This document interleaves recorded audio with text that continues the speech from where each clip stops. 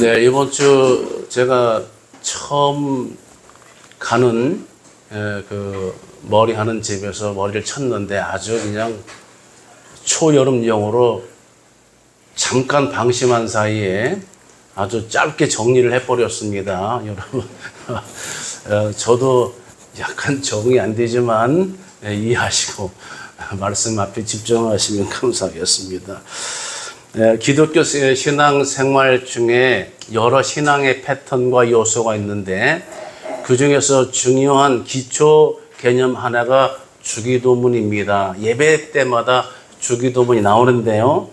우리 주님께서 너희는 이렇게 기도하라 하나의 기도의 모본을 우리 가운데 주신 것이죠.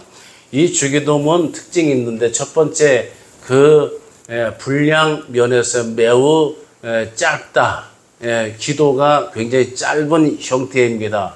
여러분들 예배 때 대표 기도하시게 되면 어떤 시간이 좋은가 할 때에 표준은 없지만 보통 재직 교육할 때는 한 3분 정도, 3분 넘지 않도록 이렇게 권장하고 있습니다.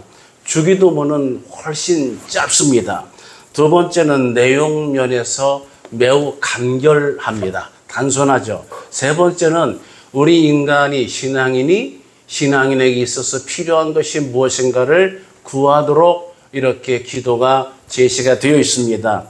그런데 여기서 중요한 특징 하나가 뭐냐면 이 모든 이 주기도의 핵심 출발 전제가 하나님 아버지라고 하는 겁니다. 그래서 시작할 때 하늘에 계신 우리 아버지여라고 이렇게 시작을 하고 있습니다. 이것은 우리가 신앙생활할 때의 그 신앙의 대상이 우리가 경외하는 자가 어떤 분이신지를 가장 먼저 전제해 주는 것입니다. 여러분 제가 강조하지만 우리가 장거리 운전할 때도 내가 하는 목적 방향이 정해지면 거기에 따라서 도로를 진입하게 되죠. 여러 갈림길에서 때로는 무슨 톨게이트를 지나서 나누어질 때에 여기서 내가 어느 방향 갈 것인가 진입부터가 굉장히 중요합니다. 그런 면에서 우리 주님께서 가르쳐 주신 기도의 진입 첫 초기 전제는 하늘에 계신 우리 아버지라고 하는 것이죠. 그 다음에 우리 주님께서는 겟세마네에서 십자가를 앞두고 기도하실 때 마지막 기도할 때도 나의 원대로 마옵시고 아버지의 원대로 하옵소서. 그러니까 기도의 이 마무리 기도도 역시 아버지 하나님을 요청하고 있습니다. 이렇게 성경은 하늘에 계신 우리 아버지라고 하는 아버지 호칭을 썼는데 이것이 단순한 사실이 아닙니다. 독일 신학자 요야킴 예레미야스는 많은 그 유대교 신앙의 문헌을 연구하다가 중요한 사실을 발견했는데 예수님 당시까지는 예수님 이전에는 하나님을 감히 아버지라고 부르는 사례가 없었어요. 그리고 예수님처럼 아바 아버지 이렇게 우리에게도 동시에 제자들에게도 하늘에 계신 우리 아버지라고 부르도록 하신 예가 없었다고 하는 것을 발견했습니다. 그러니까 예수님이 이 땅에 오심으로써 하늘에 계신 우리 아버지라고 하는 호칭이 존재를 했고요. 제자들에게도 그렇게 가르쳐진 바 됐습니다. 마틴 루터는 이렇게 말했습니다. 우리가 하나님께 대하여 생각할 수 있는 최상의 이름은 바로 아버지다. 이렇게 말했습니다. 오늘 어버이 주를 맞이해서 이 땅에 어버이 되신 여러 성도님들 주님의 이름으로 축복합니다. 아멘. 하늘에 계신 우리 아버지가 우리 인간의 아버지의 구조를 빗대어서 하나님이 우리 가운데 제정해 주신 거예요. 오늘 본문에 말라기는 구약성경 맨 마지막 책의 맨 마지막 구절에 해당이 됩니다. 당시 말라기가 기록될 당시 이스라엘의 상황은 굉장히 안 좋았습니다. 저들이 하나님 말씀을 의지하기보다 세상 이방신을 의지했더니 저들에게 곤란, 환란, 여러 가지 궁핍, 어려움이 왔습니다. 그래서 여러 가지 이방의 지배를 받습니다. 바벨론, 아수르, 애굽, 헬라 제국, 로마의 지배를 받는 지경에 처하게 되죠. 그래서 저들은 마음껏 하나님이 정하신 예배를 드리지도 못하고 이방 형태를 따라 부정한 제사를 드립니다. 부정한 제사는 하나님이 받으시질 않아요. 이것은 하나만 합니다. 부정한 제사를 드려야 됐습니다. 그리고 자격이 없는 사람이 나와서 제사를 드리기도 하고, 그래서 저들은 결국 광야로 도망쳐야 됐고 여러 가지 곤고함이 임했을 영적 암흑의 때입니다. 바로 그때에 말라기 4장 5절에서 이렇게 말씀이 주어집니다. 보라, 여호와의 크고 두려운 날이 이르기 전에 내가 선지자 엘리야를 너에게 보내리니. 이 엘리야는 여러분 아시다시피 BC 9세기경에 활동하던 그 북이스라엘의 왕 아합 왕, 그 시대에 활동하던 선지자, 능력의 선지자죠. 그래서 이 엘리야는 여러분 잘 아시다시피 이 회오리 바람을 타고 하늘로 승천한 그런 인물이죠. 에녹과 더불어서 죽임을 경유하지 않고 하늘로 들리어 올라간 사람이에요. 그런데 뜻밖에도 엘리야를 보낼 것이다. 선지자 엘리야를 너에게 보내리니. 이 엘리야가 누구예요? 예수님 말씀에 의하면은 바로 세례 요한에 해당됩니다. 누가복음 1장 17절에 세례 요한에 관한 말씀이죠. 그가 또 엘리야의 심령과 능력으로 주 앞에 먼저 와서 아버지의 마음을 자식에게 거스르는 자를 의인의 슬기에 돌아오게 하고 주를 위하여 세운 백성을 준비하리라. 이렇게 하나님께서 이 마지막 말세의 때, 예수님이 이 땅에 오신 때가 말세의 시작이거든요. 이런 종말의 때를 대비해서 무엇을 보냈냐면 엘리야를 보내는데, 이게 세례 요한입니다. 엘리야의 심령, 엘리야의 능력인데, 바로 그 엘리야의 특성은 여러 가지 특성 가운데 한마디로 말하면 아버지의 마음을 자식에게 주어서 돌아오게 한다 이 말이에요. 자, 이렇게 하나님께서 우리의 아버지 되시고 이 땅에는 육신의 아버지를 두셔서 육신 생명의 수여자가 되게 하셨습니다. 이렇게 아버지 개념을 귀하게 여기시는 우리 하나님은 우리가 하나님을 아버지로 부르도록 하는 놀라운 은혜를 주셨는데, 이 하늘 아버지 되시는 아버지 하나님의 아버지로서의 마음이 무엇이냐? 첫 번째는 이 아비의 마음은 아파한 것입니다. 자식의 여러 가지 고난과 자식의 환난, 자식의 곤고함을 인해서 부모는 아파합니다. 지금도 여러 부모들은 자녀들과 더불어 한마디로 말하면 통증을, 아픔을 같이 하는 그런 사람이 바로 부모입니다. 자식의 아픔이 곧 부모의 아픔이. 그래서 자녀의 마음을 부모가 잘 아는데 그냥 생각을 해서 하는 게 아니라 속에서부터 본능적으로 자식이 어떠한가를 몸으로 하는 것이, 이것이 부모의 마음이. 그 자식이 고통을 당하면 부모는 찢어지는 아픔과 상함을 갖게 되는 거예요. 창세기 보면 이 같은 부모의 마음이 소개되는데, 요셉의 형들이 어린 요셉을 시기해서 애굽의 상인들에게 팔아 넘기고 짐승을 죽여서 요셉의 옷에다가 피를 묻혀서 아버지한테 보이면서 짐승에게 물려 죽은 것 같다고 보고를 합니다.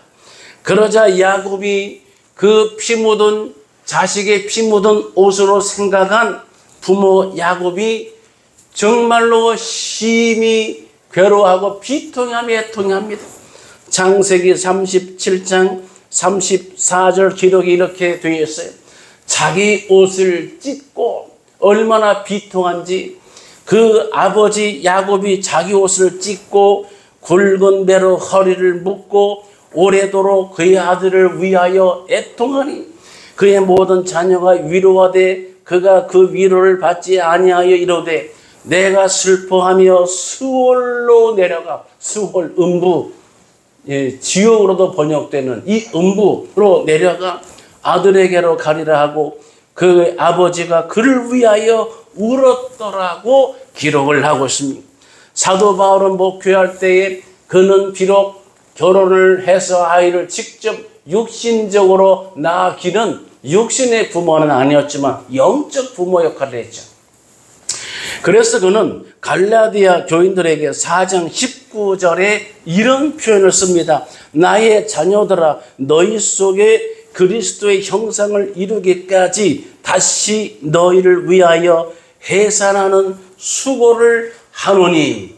이렇게 이 사도 바울이 독신 남성 사역자가 해산하는 수고를 한다. 이런 표현을 썼어요. 얼마나 간절하고 얼마나 애절하게 그 성도들을, 교인들을 부모 같은 심정으로 돌아보고 있느냐 이 말입니다.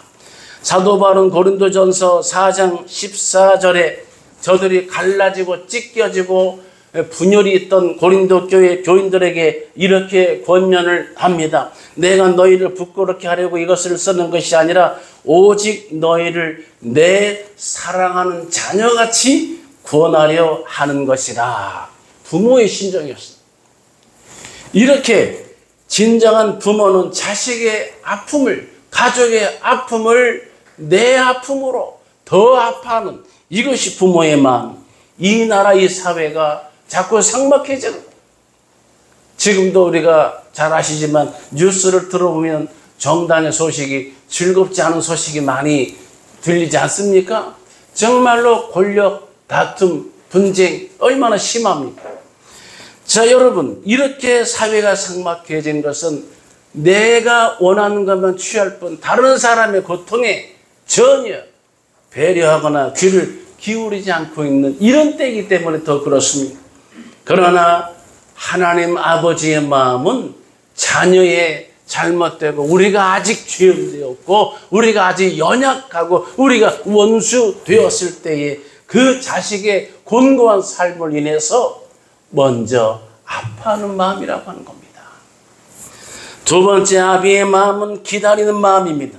성경에서 하나님의 속성을 표현해주는 여러 표현이 있는데 그 중에서 두드러진 것 중에 하나가 하나님이 기다리시는 여호와라고 하는 거예요. 여러분, 탕자를 기다린 아버지의 마음이 이와 같습니다. 탕자의 아버지, 성경에는 탕자란 말이 안 나오지만 둘째 아들이 허랑방탕하게 낯선 도회지에 가서 탕진하고 비참하게 살 때에 그의 아버지는 날마다 그를 기다렸습니다. 성경 누가복음 15장 20절을 기록을 보면 이렇습니다. 이에 일어나서 아버지께로 돌아가니라. 아직도 거리가 먼데 아버지가 그를 보고 측은히 여겨 달려가 목을 안고 입을 맞추니. 여러분, 아직도 거리가 먼데 아버지가 어떻게 해서 그를 알아보고 측은히 여겼어요. 이거 뭐냐면 날마다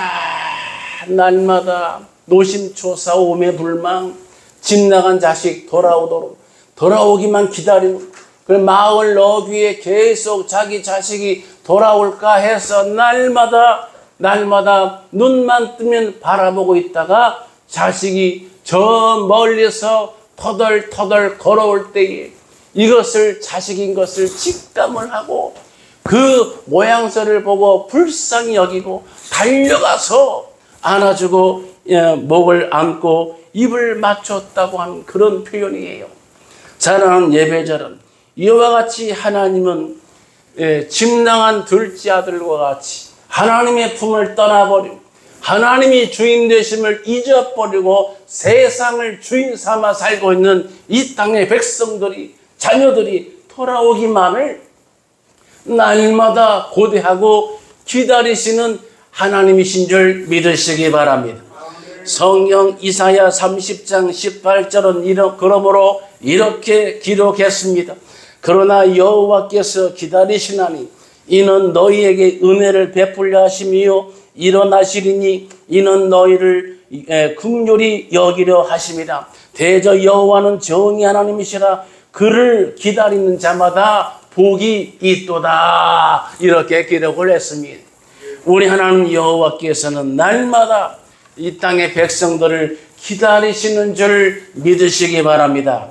세 번째로 마지막으로 아버지의 마음은 자녀를 지키고 보호해 주는 마음이에요.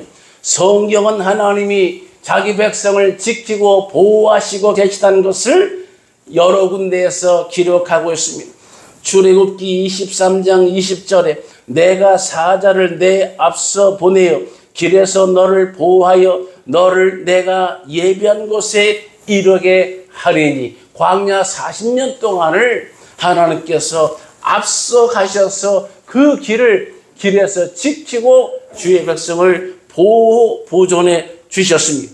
시편 145편 20절 여호와께서 자기를 사랑하는 자들은 다 보호하시고 악인들은 멸하시리로다.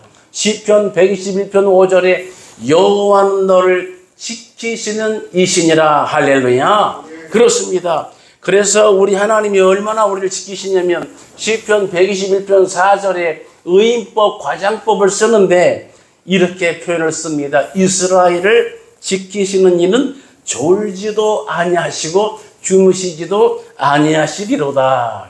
저는 어렸을 때 중고등학교 때 이 말씀을 읽고 어떻게 사람이 하나님인데 저는 이제 중학교 그 연령대 수준으로 어떻게 졸지도 않고 주무시지도 않을 수가 있지? 피곤해서 어떻게 견디시지? 이렇게 생각을 했던 적이 있습니다. 하나님은 인생이 아니시기 때문에 피곤하실 일도 없고 주무실 일도 없어요. 그런데 왜 이런 표현을 썼냐면 우리 가운데 우리의 눈높이로 맞춰서 우리가 깨닫고 이해할 수 있도록 우리가 어떻게 받아들일 수 있을지를 우리 하나님이 배려하셔서 주시는 표현이에요. 그러한 하나님이 실제로 성경 보면 다니엘서 6장 22절 보면 다니엘과 세 친구들이 사자굴 속에 던져진 바 되었는데 어떻게 했습니까? 천사들을 보내서 사자들의 입을 봉해버리시고 이 다니엘과 세 친구들을 우리 하나님이 지켜 보호해 주신 줄 믿으시기 바랍니다. 그러므로 시편 23편 4절에 다윗이 이렇게 고백을 하지요. 내가 사망의 음침한 골짜기로 다닐지라도 해를 두려워하지 않을 것은 주께서 나와 함께 하심이라. 실제로 이스라엘 지역에는 깊은 골짜기가 많이 있다고 합니다.